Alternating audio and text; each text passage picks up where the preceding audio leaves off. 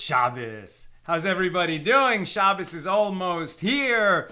Although it's summer, so actually we have a few extra hours on a Friday. It's not such a rush, but it'll be here soon enough with God's help. And then Shabbos will end pretty late tomorrow night, so we're getting into that summer hours where it's tough on a Saturday night.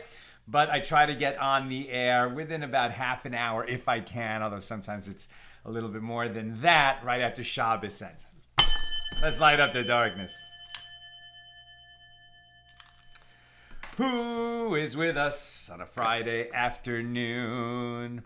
Pauline in Chicagoland, Yehudit in South Carolina, Sharon in New Jersey, Nancy in North Carolina, Gordo in Scotland. It must be Friday. Welcome, Gordo.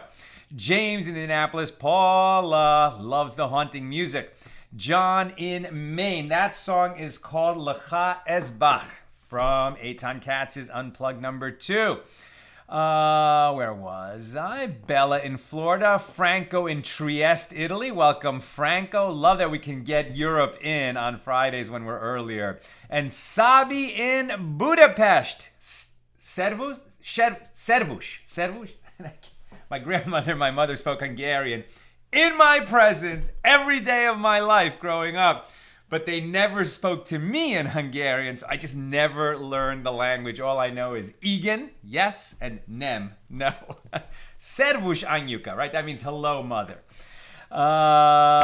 Allison with us in North Carolina. Renee in Indiana. Paula says, good Shabbat Shalom. And where am I? Paula loves the music. Yehudit is visiting Budapest soon. I've never been. I really need to go. And Lynn in North Texas. Welcome, everybody. Today's episode of AT Daily, sponsored by our very own Sharon Savage, who says, please dedicate an episode to the people of Ukraine and for peace in the region. In addition to those who were killed in the recent terror attacks in Israel and their families, may they be comforted. May the neshamas, may the souls have a great aliyah. And Sharon, may you and all your loved ones be showered in blessings, joy, prosperity, health, of course, primary, and every good thing. And we say amen. And thank you for enabling us to share more Torah with more people around the world. All right, we are in chapter 7 here in Tractate Yevamos. These are the laws of levirate marriage, and more broadly, a lot of principles and laws around marriage, how we deal now here in chapter 7 with inheritance issues surrounding marriage. And also, we started talking, even though it's uncomfortable for the modern ear, about the role of slaves in levirate marriage and particularly marriage to a priest. This is very relevant because, in the ancient world, slaves are property and are subject to the laws of inheritance, but slaves are human beings.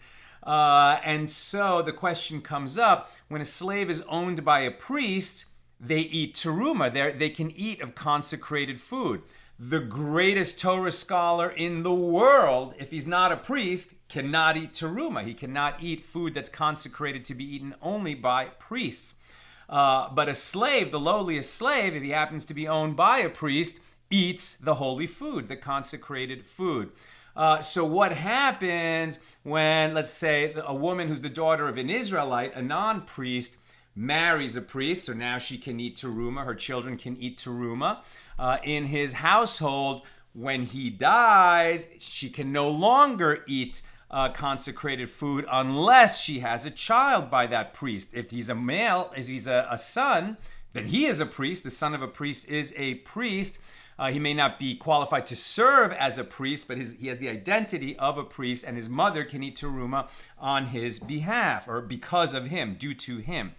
All right, so we pick this up on 67a near the top here in chapter 7, and we are still discussing Mishnah number 1, and we'll get into Mishnah number 2, I think, and 3 today. Yes, we will.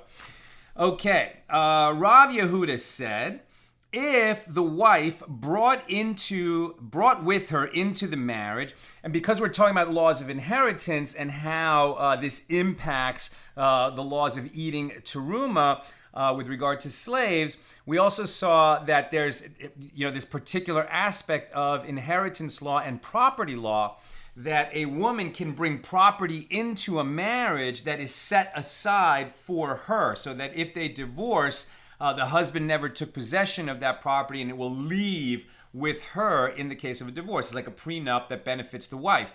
But there's two forms of that. They can either stipulate that the property she brings into the marriage is usufruct property, meaning that the husband can use that property as long as they are married.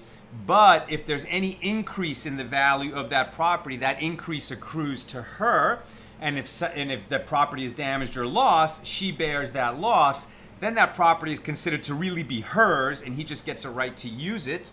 And so that's going to have a different impact on whether the slaves can eat terumah than property which is considered guaranteed investment property, meaning that she brings it into the marriage. If they get divorced, she'll take it with her. But while they're married, any increase in value of that property accrues to the husband. And if it's lost, it's his loss, right? And he bears all financial responsibility for that property until the marriage should happen to end, and then she would take it with her.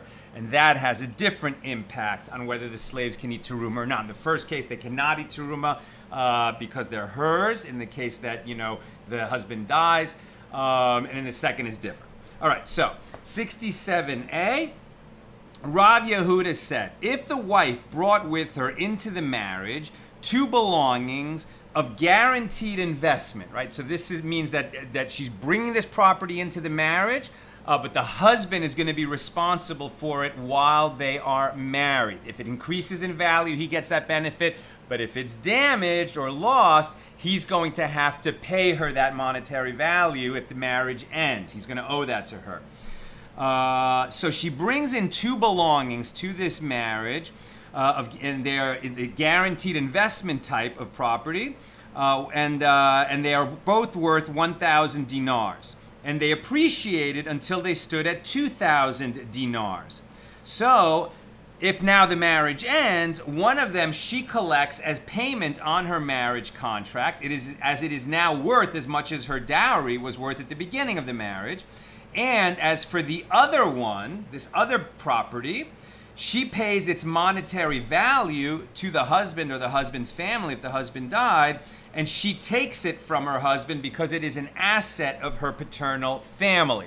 Right, so since they stipulated that the husband would bear all fiscal responsibility for that property while they were married, now that the marriage has ended, she can take that property back. That was the point of this agreement. She didn't just give it to the husband. She retains ownership. He just assumed financial responsibility for it. But since the two properties increased in worth to the point where, they were worth double when she entered the marriage, so she takes one of the properties. Now that, because the husband took the financial responsibility, he also gets the benefit of the gain. So now she takes one of the properties. It's worth as much as the two were worth at the beginning, but she wants that second property, that asset. It might be something, like what do you call it?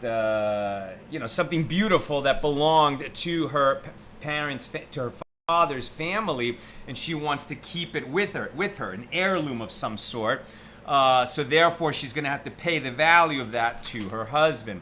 And the Gemara asks, what is he teaching us? Is it that assets of her paternal family are hers? Rabbi Yehuda already said this once in his previous statement. And the Gemara answers, the latter statement, this one that we just started the class with, was necessary as well, lest you say that this applies only where she comes to collect her marriage contract, which is rightfully hers, but to give money and take assets that are worth beyond what her husband owes her, you might say that she may not do so, although the property in question is an asset of her paternal family. And Rav Yehuda therefore teaches us that she may take all of the assets of her paternal family as long as she pays her husband what she owes him because he had taken on that responsibility during the marriage. and they stipulated when they married that these assets of her paternal family would be his to use and be responsible for and take the gain of in that guaranteed investment scenario. That concludes the Gemara on Mishnah number 1 here in chapter 7. Now, Mishnah number 2. With regard to an Israelite woman who married a priest and he died and left her pregnant, her slaves of guaranteed investment may not partake of terumah during her pregnancy due to the share of the fetus as an inheritor of his father in the ownership of the slaves. Now, in the opposite case, where the Israelite husband of a priest's daughter died and left her pregnant, the fetus disqualifies her from partaking of terumah. Meaning, if the daughter of a priest marries a non-priest, she goes into her husband's household, he's not a priest, even though she could eat terumah when she was growing up in her father's house, now she has left her father's house and can no longer eat holy food, terumah. Then her husband dies. So the Torah says, written Torah, that she can return to her father's house and once again eat terumah in her father's house unless she had children. Now, if she's a single mother of the children she had from a non-priest, it's like she has her own household as a single mother with that child, and therefore she may come back to her father's house and live there, but she can no longer eat terumah because she's a head of a household with her non-priest child. Whereas, if it was an Israelite daughter who grew up not eating holy food, and then she married a priest, okay, now she was eating terumah while she was married to him. But then when he died, she no longer eats terumah unless she has a child from that priest. And then she can eat terumah she's qualified to eat terumah because of her son, who is a priest, and enables his mother to eat terumah. But what they're telling you here is that the fetus, right, first of all, while she's pregnant, and back then they didn't know if it was a boy or a girl in her womb, but in any case, the fetus in her womb does not qualify her to eat terumah, but it can disqualify her from eating terumah. That's what we're learning here. In the opposite case, right? So the rabbis said to him, the fetus disqualifies her from partaking of terumah. However, in the current case, the fetus does not enable its mother or the slaves to partake of terumah. She might be carrying a priest in her womb, but he does not yet enable her to eat terumah until he's born, despite the fact that it is the child of a priest. This is the statement of Rabbi Yosef. The rabbis said to him, meaning they disagree with Rabbi Yosef, since you testified before us about the case of an Israelite woman who was married to a priest, so in the case of a daughter of a priest who was married to a priest, and he died and left her pregnant, her slaves should not partake of terumah either, due to the fetus's share. And the same halakha should apply whether the woman is an Israelite or the daughter of a priest. And the Mishnah ends there. Now the Gemara is going to clarify this. First, before we even continue, let's just read what the halacha, what the law is on this subject. From Shulchan Aruch. If an Israelite woman married a priest and he subsequently died and left her pregnant, her slaves may not partake of terumah, as only one who was born enables others to partake of terumah, but a fetus does not. Conversely, a fetus does not disqualify its mother from partaking of terumah. Therefore, if the fetus is categorized as a priest, disqualified due to flawed lineage, and it has non-halal brothers, meaning brothers who are not disqualified. Meaning a fetus, if a divorced woman married a priest, which they weren't supposed to do, but they did it, and she became pregnant, and then the priest died. So what is the status? When this baby is born, let's say it's a boy, it will have the identity of a priest, but will not be allowed to serve in the temple because he is the child of a priest from a woman that was prohibited to him, a divorcee. But if he has half-brothers from that same priest who were not born of a mother who was a divorcee, their priests were qualified to serve as priests. So if he has non-halal brothers, like that. So then the mother partakes of terumah until it is born. And this ruling apparently follows the rabbi's opinion. Still complicated, but let's see if we understand it in the Gemara. A dilemma was raised before the scholars. Is the reason for the ruling of Rabbi Yosef because he holds that a fetus in the womb of a non-priest is a non-priest, as it is considered part of the mother's body, and it becomes a priest only when it's born, and therefore the slaves in which it owns a share will be allowed to eat terumah only when the baby is born? Or is Rabbi Yosef perhaps of the opinion that only one who was born enables others to partake of terumah, whereas one who is not born does not enable others to partake, even though it is considered a priest? It is considered a priest while it is a fetus, but it does not enable others to partake of terumah because it's not born yet. Perhaps. What is the practical difference between these two possible reasons? The practical difference is the case of a fetus in the womb of a priestess. A priestess means the daughter of a priest. She's not a priest. We have no female priests in Judaism. A Kohen can only be a male. So what does it mean, a Koheness, right, or a priestess? It means the daughter of a priest. So if Rabbi Yosef's rationale is that the fetus in the womb of a non-priest is a non-priest, because it's part of the mother's body, well, that is not the case here. And therefore, the slaves should partake of terumah. So what is the law in this case? Rabbah said that this is Rabbi Yosef's reasoning. He holds that a fetus in the womb of a non-priest is a non-priest. And Rav Yosef said his rationale is that only one who was born enables others to partake of terumah, whereas one who is not yet born does not enable others to partake. So in other words, one who is not yet born does not enable others to partake of terumah because he's not born. But even unborn, he's considered a priest, or at least a potential priest, since they don't know if it's a boy or a girl. The other one, though, is that even though he is a priest, he's not a priest if he's in the body of a non-priest, because the fetus is considered part of the mother's body. That's different rationales. Now, the Gemara raises an objection to Rav Yosef's opinion from a Baraisa that continues the last clause of the Mishnah. The rabbis said to Rabbi Yosef, since you testified before us about the case of an Israelite woman who's married to a priest, so in the case of a priest married to in case of the daughter of a priest who's married to a priest, she could eat terumah when she was in her father's house. She can eat terumah when she's married to a priest. Is there going to be some kind of in-between stage where she's the widow of a priest and she's pregnant, where she can't eat terumah, not on behalf of the husband because he's dead, and not by returning to her father's house because she's pregnant, right? And because she's pregnant, a woman doesn't eat terumah, but the daughter of a priest can no longer eat terumah once she's given birth to a child. But she's in that in-between stage. She's pregnant. So are we going to say she can't eat terumah now because she's pregnant? Or she can't eat terumah once the baby's born? They're working that out.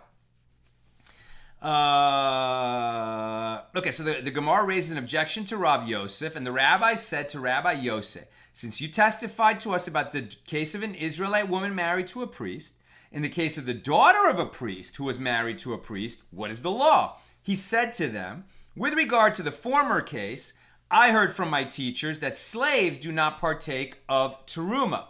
Slaves meaning the slaves that belong to the wife, right? Not to the husband. But with regard to this one, the daughter of a priest who had her own slaves was married to a priest, then he died. So now who gets to eat terumah? Do her slaves get to eat terumah or not? But with regard to this, I did not hear such a thing, right? So Rabbi Yosef is saying he doesn't know what the law is. Now, granted, if you say that Rabbi Yosef's reasoning is that a fetus in the womb of a non-priest is a non-priest, well, this is the reason that he said to them, this case I heard about, this case I heard, but that case I haven't heard. So there's a logical distinction between the two cases. As in the latter case, the fetus is not in the womb of a non-priest, meaning the fetus is in the womb of the daughter of a priest. That's not considered a non-priest. Is not in the womb of a non-priest or like a non-priestly family. So, however, if you say that his rationale is that only one who was born enables others to partake of terumah, whereas one who is not yet born does not enable others to partake, so then what does he mean by saying, this case I heard, but that case I did not hear? It's the same case either way. Whether he's, if the rationale is somebody who's not yet born cannot enable others to partake of terumah, then it really doesn't matter whether his mother is an Israelite mother or the daughter of a priest. Either way, the baby's not yet born. So this is a difficulty with the objection. Now, Rav Yehuda said that Shmuel said, this is the statement of Rabbi Yosef. However, the rabbis say that if the dead husband has children, the slaves partake of terumah due to the children, as they inherit the slaves, right? If the priest had children that were already born at the time of his death, so he has heirs, right? And those heirs are going to inherit the slaves. Therefore, the slaves can continue eating terumah because first they ate terumah on behalf of their, they were able to eat terumah by their master, their owner. And since he left children, they're going to inherit the slaves. And so if one of them is a male, then for sure they can continue eating terumah. If there's only daughters, they're going to inherit the slaves also. But I guess until they marry a non-priest, they can continue to eat terumah. I'm a little unclear on that. So the rabbis say that the dead husband has children. The slaves partake of terumah due to the children, as they inherit the slaves. If he does not have children, if this priest who died did not have children, then the slaves partake of terumah due to his brothers, because they will inherit his property. If he does not have brothers either, they partake due to the entire family, which inherits his property.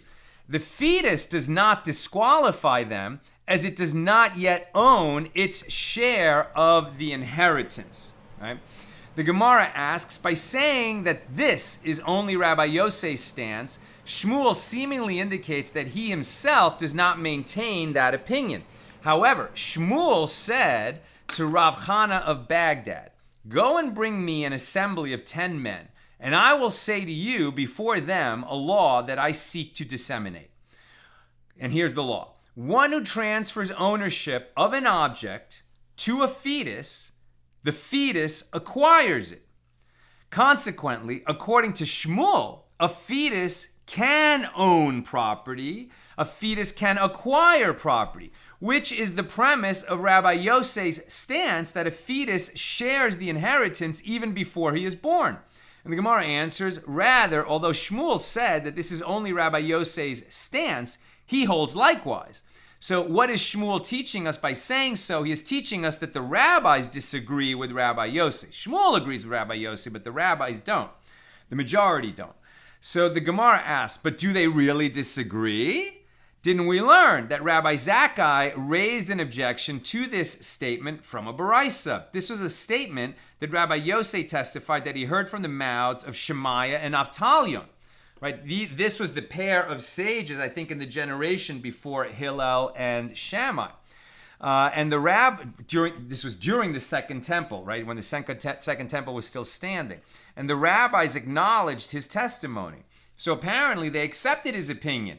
And Rav Ashi said, does that Baraisa state, and the rabbis accepted his testimony? It states that the rabbis acknowledged his testimony, which indicates that they found his position reasonable, but they didn't agree with it. Now, the sages taught in a Baraisa, if the priest who was married to an Israelite woman died and if the priest who was married to an Israelite woman and died, left children, so then both the slaves of usufruct property and the slaves of guaranteed investment may partake of terumah. The slaves of guaranteed investment are owned by the children, who are priests, and the slaves of usufruct property are owned by the woman, who partakes of terumah due to her children. If he left his wife pregnant and did not leave children, both these slaves and those slaves may not partake of terumah. If he left children and he left her pregnant, the slaves of usufruct property who belong to her partake of terumah just as she partakes due to her children. However, the slaves of guaranteed investment who are inherited by the priest's children may not partake due to the fetus's share, as it too inherits them, as a fetus can disqualify one from partaking of terumah, but it cannot enable one to partake. And that's the operating principle here. A fetus is sort of like en route to become a human being, but isn't there yet. And so its existence is enough to disqualify someone from eating terumah in certain conditions, like this pregnant widow of an Israelite who is the daughter of a priest. Because she's pregnant, she cannot return to her father's house and eat terumah, but the pregnant daughter, the pregnant widow of a priest, right? Her fetus, which when it's born, would enable her to eat terumah. She's the daughter of an Israelite, but it does not yet enable her to eat terumah. So a fetus can disqualify one from eating terumah, but it cannot enable one to eat terumah. So Rabbi Yishmael, the son, and this is the statement of Rabbi Yossi. So Rabbi Yishmael, the son of Rabbi Yossi, said in the name of his father, if the priest left behind a daughter, so she enables the slaves to partake of terumah. However, a son does not enable them to partake. You're like, what? That should be the opposite, right? You would think that was the opposite. Let's read that again. If the priest left behind a daughter, she enables the slaves to partake of terumah. However, a son does not enable them to partake. Rabbi Shimon ben Yochai says, if among the priest's children there are males, the slaves partake of terumah. But if they are all females, they do not partake. Now that makes sense. Lest the fetus be found to be a male, and daughters do not receive any inheritance when there is a son. And the male fetus would be the sole inheritor, and it does not enable slaves to partake of terumah. So the Gemara asks, why does Rabbi Shimon ben Yochai specifically explain that if the children are females, the slaves may not partake of terumah, lest the fetus be found to be a male? Because if the fetus is born and it's a male, right, in a patriarchal system, it's the males who inherit. Females only inherit from their father when there are no males, right? As we saw the daughters of Tzlofchad in the Torah, right? During the 40 years of wandering, there was this man Tzlofchad who died and he left no sons. So his 5 daughters came before Moses and said, okay, well, the law of inheritance is that the oldest son inherits a double portion and then the other sons divide. But our father had no sons. So we want his piece of property. And God said, the daughters of Tzlofchad have spoken correctly. Right? Found to be male. So derive the ruling that the slaves do not partake of terumah from the law that a female fetus also disqualifies its slaves from partaking of terumah. Since the priest has only daughters, they inherit from him, and the female fetus receives a share in the inheritance also. So the Gemara answers, Rabbi Shimon ben Yochai stated one reason and then another. One reason is that a female also disqualifies its slaves from partaking of terumah. And another reason is lest the fetus be found to be a male, and the daughters have no share in the inheritance at all in a place where there is a son. And the Gemara asks with regard to the first clause of Rabbi Shimon's statement, that if among the priest's children there are males, then the slaves may partake of terumah.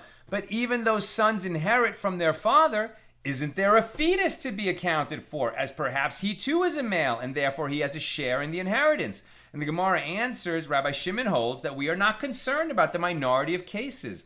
Only a minority of fetuses are male inheritors, as roughly half are female and some are stillborn. It's interesting, right? So you can predict that less than half of the fetuses will become male or female children because some are stillborn. Makes sense. And if you wish, say that actually he holds that we are concerned about the minority. However, we make an argument for the slaves in accordance with what Rav Nachman said that Shmuel said. Rav Nachman said that Shmuel said, with regard to minor orphans who came to court to divide up their father's property. Right, so this is a separate law about how we protect the rights of minors who have older siblings and the father dies, and they're going to split up the property, right? And some of the heirs are adults and some of the heirs are minors. So we're going to appoint a guardian, like a conservator, to make sure that the rights of the minors are protected vis-a-vis the rights of their older siblings. And we're going to take a principle from that body of law and bring it back to our discussion today. So Rav Nachman said that Shmuel said, with regard to minor orphans who come to court to divide up their father's property, the court appoints for each of them a steward, and he selects for them a fine share.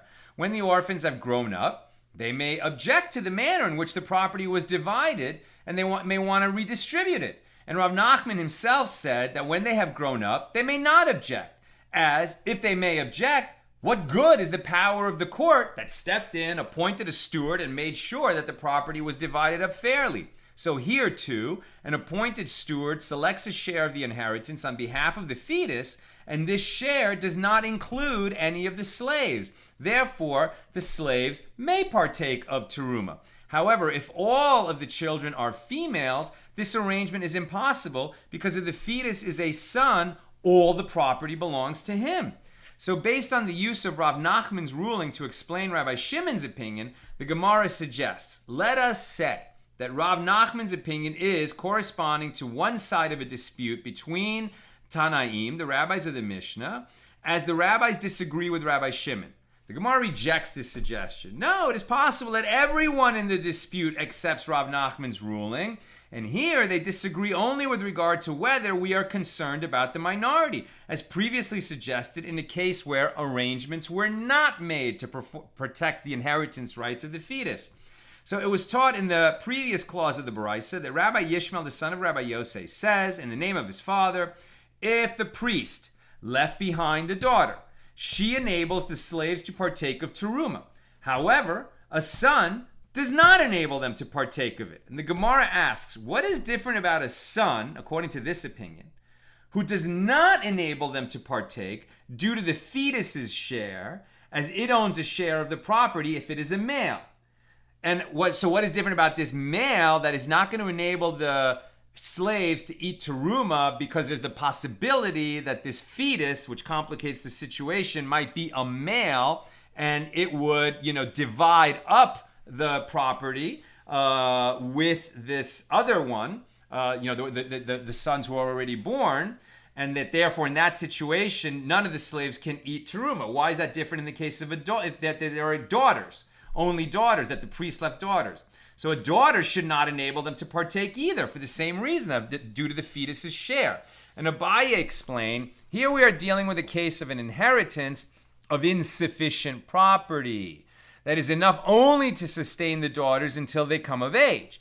With regard to this case, the sages instituted that the daughters receive their sustenance while the sons get nothing.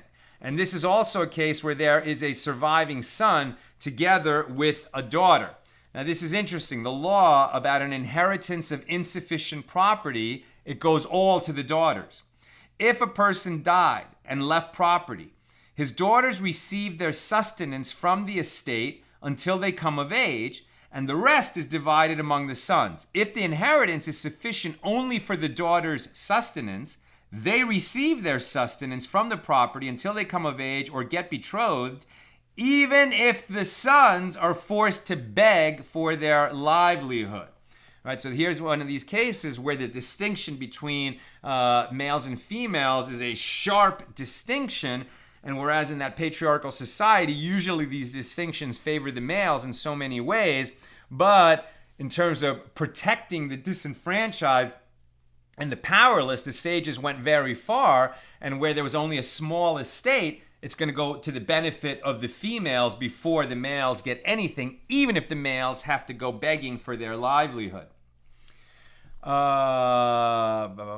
So therefore, no matter what, the slaves do not partake of terumah. So if this fetus with which she is pregnant is a son, it is no better than this son who already exists. Just as the existing son does not inherit the insufficient property, the same applies to the male fetus. And if it is a daughter, it does not yet receive a share of the inheritance. And this can be explained. Why does the daughter partake of the inheritance? It is by virtue of a rabbinic ordinance. Therefore, as long as the fetus has not emerged into the atmosphere of the world, the sages did not establish that it should receive the inheritance. Consequently, the slaves partake of terumah by virtue of the existing daughter, as only she inherits them. The Gemara asks, in what manner did you establish the baraisa? You established it as referring to insufficient property. However, say that the latter clause of the baraisa, which said, lest the fetus be found to be a male and the daughters do not receive any of the inheritance where there is a son. Yet, according to Abaye's explanation, on the contrary, the insufficient property is the daughters, whether or not there are any sons. And the Gemara answers, in the latter clause, we have come to a different case where there is sufficient property. So the Gemara raises another objection to Abaye's explanation. Does an inheritance of insufficient property belong to the daughters? Didn't Rabbi Asi say that Rabbi Yochanan said, if the male orphans proceeded to sell the insufficient property, although by rabbinic ordinance it is designated for the daughter's sustenance, what they sold was sold. So apparently the sages did not expropriate the properties from the male inheritors, but merely designated them for the daughter's sustenance. The brothers are responsible to keep food and shelter in place for their sisters. How then can the son's ownership be disregarded with regard to the slaves partaking of terumah? Rather, what is the meaning of the word daughter in the context of the ruling that is taught by Rabbi Yishmael? It means female and is referring to the mother of the fetus. She enables her slaves of usufruct property to partake of terumah, as her husband's heirs have no share in them, whereas the son does not enable the slaves of guaranteed investment to partake due to the fetus's share. And the Gemara asks, if so, this is the same as Rabbi Yosef's statement in the first clause. What was added by Rabbi Yishmael? And the Gemara answers, indeed, the entire baraisa is taught by Rabbi Yishmael, the son of Rabbi Yosef. There are not conflicting versions of Rabbi Yosef's opinion. Rather, Rabbi Yishmael is clarifying that he is the author of this baraisa. And that concludes our discussion of Mishnah number 2. We just have a little bit further to go here with Mishnah number 3, and then I'll come to your comments and questions. Mishnah number 3. With regard to the fetus of a divorcee or a widow whose husband left her pregnant, and a man whose married brother died childless, right, a Yevam, and betrothal, and a married deaf-mute, and a 9-year and 1-day-old boy who engaged in intercourse with a woman, meaning he's old enough that if he did that, he'd be married to her. So if any of these men are Israelites and the woman is the daughter of a priest, they disqualify her from partaking of terumah. What they're saying here is the daughter of an Israelite may not eat consecrated food. She may not eat terumah. When she marries a priest, she may eat terumah. These are kind of like, pseudo marriages, almost marriages, where they're saying it's not enough. She's not married to a priest yet, even though she has some kind of a relationship with a priest, a strong bond with a priest, but it's not enough to qualify her to eat terumah, right? So if she's the fetus, if she has, she was married to a priest but then divorced, she's divorced, she can't eat terumah. If she left that marriage with a son, the son is a priest and she can eat terumah because of the son. He enables his mother to eat terumah. But if she's only pregnant, the fetus does not enable her to eat terumah.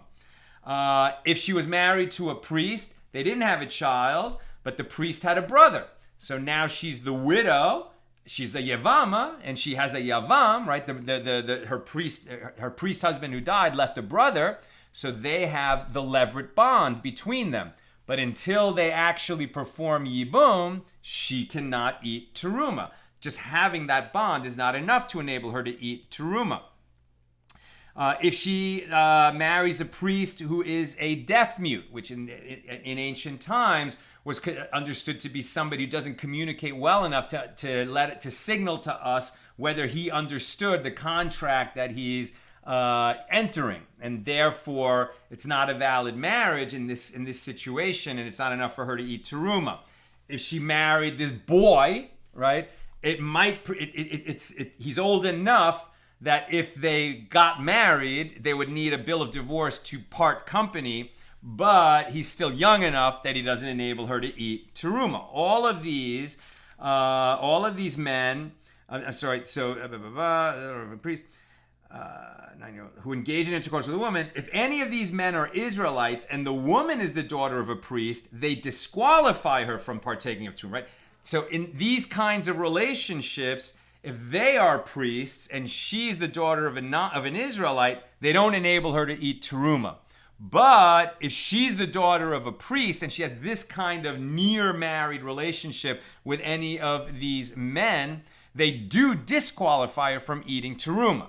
So as we see, eating consecrated food is like, they're only going to let somebody do that who is for sure qualified. When there's a sort of pseudo case where there's some doubt, then having that relationship will disqualify her from eating terumah if she was able to eat before as the daughter of a priest, but it will not qualify her to eat terumah if she was an Israelite woman and would only become qualified to eat terumah when she has a fully qualified marriage to a priest. Right? But if she is an Israelite and they are priests, they do not enable her to partake of terumah.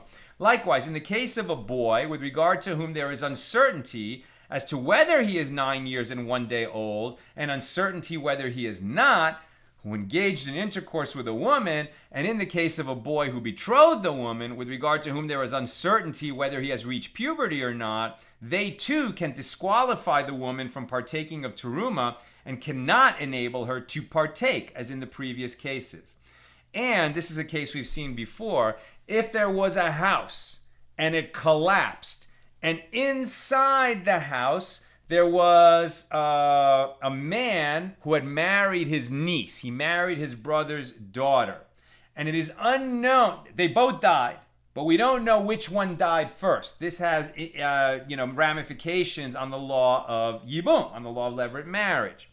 Right? If a house fell upon a man and his niece, who was his wife, and it is unknown which of them died first, and so this man had 2 wives. The other one was not in the house when it collapsed. So the rival wife, the co-wife, must perform chalitza with her yavam, right, with this man's brother, and she does not enter into levirate marriage, into yibum. Why? Because entering into yibum is not possible, as if the wife died after the husband, then the surviving wife would be rendered the rival wife of a forbidden relative, right? Because the one that was in the house, if only the husband died, she would not be able to marry his brother because his brother is her father.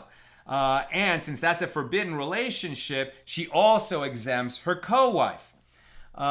This status is not possible, as if the wife died after the husband, the surviving wife would be rendered the co-wife of a forbidden relative, since the Yavam is the father of the wife who died. And this status prevents the creation of a levirate bond between him and the surviving co-wife. On the other hand, the chalitza is necessary in case the wife died before her husband, thereby allowing the creation of a levirate bond between the surviving brother and the surviving co-wife who was outside the collapse, which would require their yibum would be possible if you knew for a fact that inside the collapse the wife died first. But since you don't know that, you have to perform chalitza and not yibum.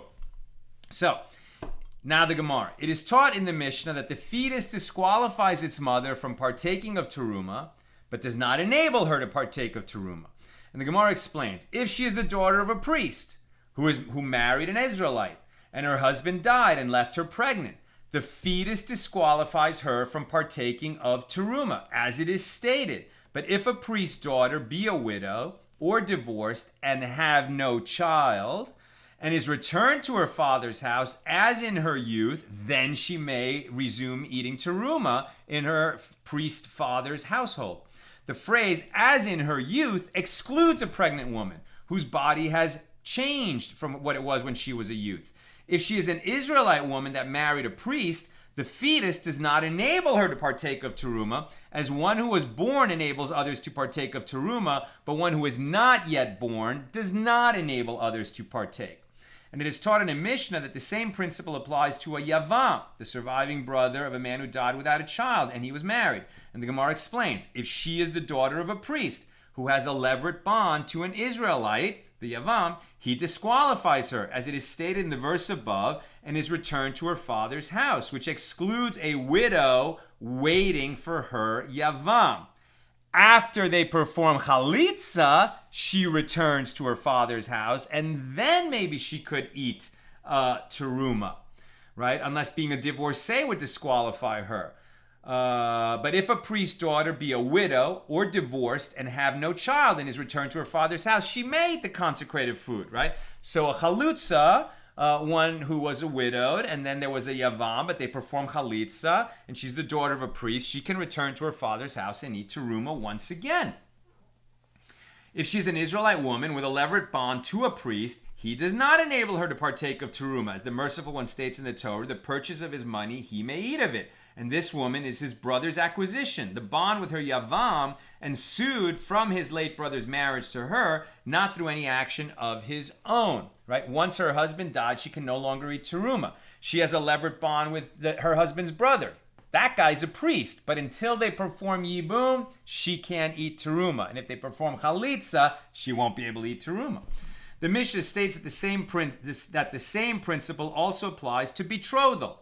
And the Gemara explains, if she is the daughter of a priest and she's betrothed to an Israelite, he disqualifies her, and as he acquired her by means of betrothal. And if she is an Israelite woman who is betrothed to a priest, he does not enable her to partake of terumah due to the reason given by Ula, who said, although by Torah law, a woman betrothed to a priest, partakes of terumah, the sages decreed it prohibited for her to do so, lest she allow other members of her family to eat it. And it is also taught in the Mishnah that a deaf-mute disqualifies a woman from partaking of terumah, but does not enable a woman to eat of terumah. And the Gemara elaborates, if she's the daughter of a priest married to a deaf-mute Israelite, he disqualifies her, as he acquired her through marriage sanctioned by an ordinance of the sages. Although the marriage of a deaf-mute is invalid by Torah law, the sages decreed an ordinance validating this type of marriage. And if she is an Israelite woman married to a deaf-mute priest, he does not enable her to partake of terumah, as the merciful one states in the Torah, the purchase of his money, he may eat of it. And this deaf-mute is not capable of acquisition by Torah law, as he is not legally competent. That law has changed. Because in the ancient world, like, they didn't have things like sign language and, more evolved means of communication. And so, this sort of legal mental competence of deaf mutes was challenged. And this was only in the case, by the way, even in Talmudic times, of one who is both deaf and mute. But if he could hear and not speak, or speak and not hear, then this didn't even apply. And nowadays, even if one is deaf mute but can prove that he can communicate, then this law would not apply. All right, that's what we've got for today. Let's go to comments and questions on Yevamos 67. Tom, could she eat terumah when she visits her priest father? No. It's not just that she's standing in her father's house. It's that she married an Israelite, so she's disqualified from eating terumah. She is qualified once again to resume eating terumah when she returns to her father's house, not for a visit, but to be, his ward, right? That he's now responsible for her again. Not just that she goes home for a visit. Lynn, wow, the preborn child is here credited as an heir right now, as is affecting the wife's tzon barcel slave. Just so. Yosef, is it permitted to have relations with a pregnant wife, especially the priests? So we didn't cover that here, but my memory of this, I'm not a rabbi, and I'm certainly not encyclopedic after a couple trips through the Talmud to know the laws, but as I recall, you're not only permitted to have sex with your wife when she's pregnant, but it's encouraged as long as that's what she wants, right? As long as that's what she wants.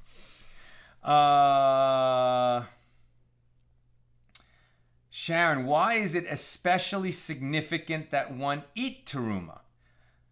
I'm not sure what you mean by that. Like, are you saying, why should one eat terumah if one is permitted to eat terumah? And I think the answer is, anytime,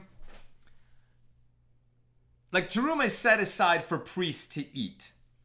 Do they have an obligation to eat terumah? I think that's what you're asking me, right? Like they certainly have an obligation to eat the parts of a sin offering that are reserved for priests, a different kind of consecrated food. That obviously only priests are permitted to eat terumah. Permitted is different than obligated. So I think you're asking me, are they obligated to eat terumah? That's a great question. I don't know. We haven't really come across that yet, and we'll be talking more about this when we're like just specifically talking about terumah, which will come soon enough. But it's a great question. Are they obligated to eat terumah? Do they, have, is there some good in the world that they are doing? I think maybe there is, if only in the sense that, the sages teach elsewhere, this old saying, which is not a Jewish saying, waste not, want not. That's actually a very, not in that phraseology, but that idea is very Jewish. And not only that, but it's a mitzvah, right? It is a mitzvah not to waste needlessly, not to waste property. We actually learned that from Jacob in the Midrash when, before the night before he confronts his brother Esau, when he and his 4 wives and 12 kids return. Well, he never has 4 wives and 12 kids, right? Because when Benjamin is born, Rachel dies. So this is before Benjamin is born. So he has 4 wives and 11 kids. And he crosses back over the river, right? And he's scared because the next day he's going to meet up again after 20 years being away, or some say 37 years, or 34 years. That the last time he was with Esau wanted to kill him, right? Because he took the father's blessing from Isaac. But that night, he has this wrestling match with an angel, which results in his name changing from Jacob to Israel. It doesn't change that night, but the angel tells him your name will be changed. And in that incident, it's like all his family has crossed the river, and then he's on the other side of the river, where they're coming from, when he wrestles with the angel. What was he doing there? And the sages teach he left a few little clay jars on the other side of the river, and he went to get them.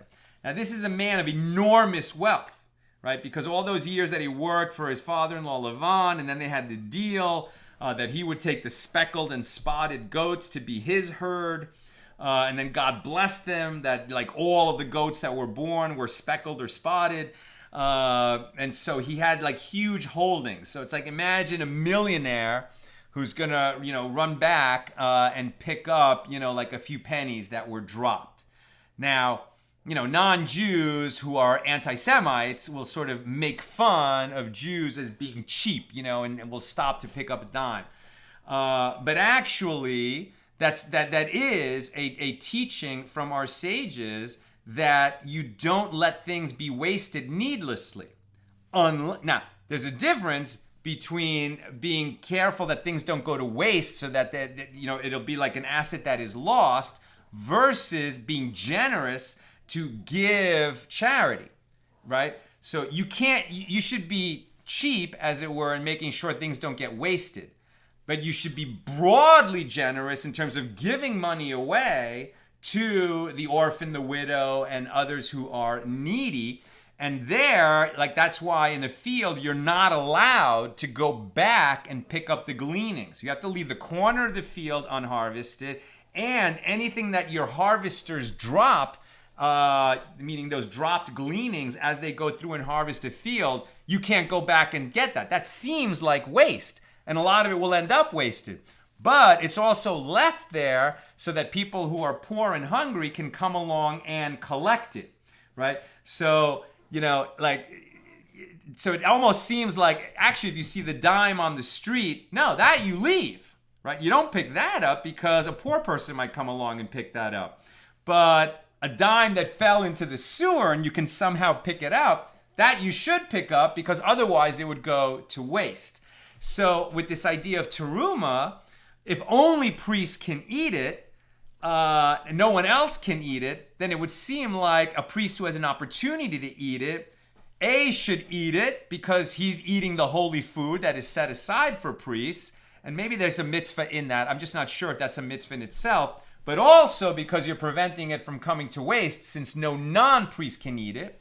And maybe a third reason might be stumbling block before the blind, because if he doesn't eat the terumah, a non-priest might come along and say, well, no one's eating this food, I'm going to eat it. But that's consecrated food, which only priests can eat. So you want to make sure that it's not going to somehow fall into the hands of a non-priest who would eat it mistakenly and thereby come to make a transgression. Tom, is it safe to assume that priests' families had food besides terumah? 100%. Yes, they did. And Kevin Lauderdale, on an off-topic question, can I ask a totally unrelated question? Can you explain pieces of money given in charity should not be counted over by twos, but one by one? Bava Basra. What does it mean? I don't know offhand. But it seems to me that, from the dim recesses of my memory, that when you are setting aside a tithe, right? So a tithe can be the terumah for the priests, or the tithe, the tenth, that's for the Levite, or in certain years of the Shemitah cycle, the sabbatical year cycle, it's set aside for the poor. That second tithe. In other years, it's set aside for yourself to go up to Jerusalem. But since the temple is not present, now we just think of it as Meiser, that 10% of our income, and you can set aside up to 20%. You shouldn't set aside more than 20%. But between 10 and 20%, you need to set aside for the poor, right? Meaning for their food, for their shelter, for their education. And when you do that, you can't estimate. It's actually a mitzvah to count carefully. And that's why I mention all the time, somebody who's pious, what you should really do is set up a second bank account so that every time you receive income into your bank account, you can transfer 10% right over to the charity account, and that makes you a philanthropist. Maybe you only make, $1,000 a year, but now you're going to set aside 100 of it to your charity account. And now you have to deplete that charity account on a regular basis by giving it to charities that you believe in. And you may not be Rockefeller or Bill Gates or somebody like that, but it's on you to decide which charities are going to receive your largesse. And you should do it with a spirit of first of all, thanking God for the opportunity to be a benefit to others, but also somebody who is meticulous in doing that.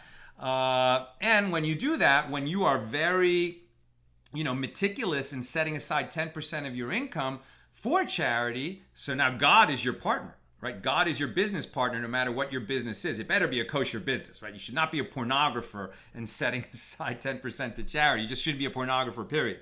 But assuming it's just some kind of normal business, so since God knows that strictly 10% of all your income goes to the poor, God will, enlarge your cup, as it were, enlarge your pie so that the poor can get a bigger slice, since it's always going to be 10%.